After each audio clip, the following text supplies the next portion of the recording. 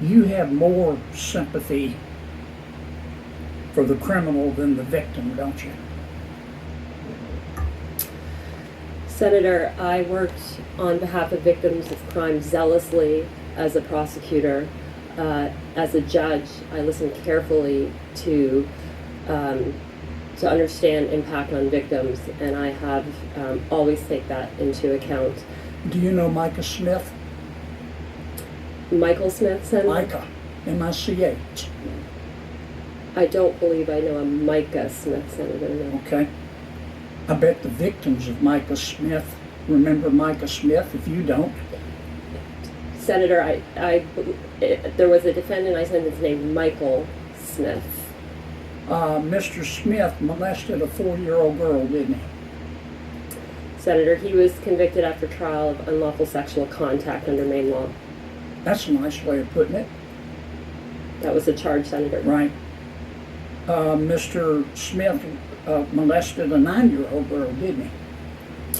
Senator, again, he was convicted of unlawful sexual contact against 2 children. In that case, they did impose the sentence the state requested. At oral argument, this is how Mr. Smith's conduct was described. Quote, you heard this testimony. All of the abuse is done in the same fashion. Smith would rub his fingers in a circular motion on the vagina of each child. And he did so repeatedly. Now where I come from, we call that sexual abuse. You can pretty it up all you want to, Judge. This is what you said at Mr. Micah's sentencing. These are your words, not mine. What I can say, you said, is that this is a very tragic situation of a person who has a lot of good in him. A lot of good in him. Having done a very reprehensible thing to 2 young children causing extreme damage. Did I read that correctly? Senator, in that case, I imposed the sentence the state requested. Did I read that, your quotation correctly? Senator, that I think is a portion of what I said at sentencing. My focus was on... But the words I read, are they correct? That's what was reported in the paper, Senator. I have not seen a transcript of the sentencing. I bet the victims remember, Judge.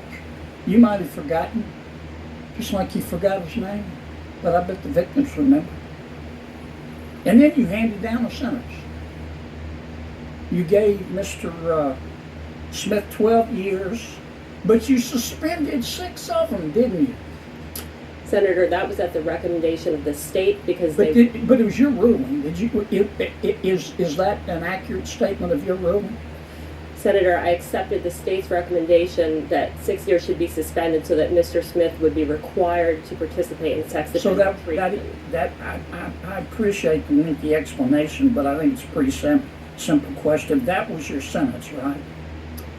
Yes, I imposed the sentence the state requested in that case. Are you familiar with the Bangor Daily News? I am the Bangor Daily News, Senator.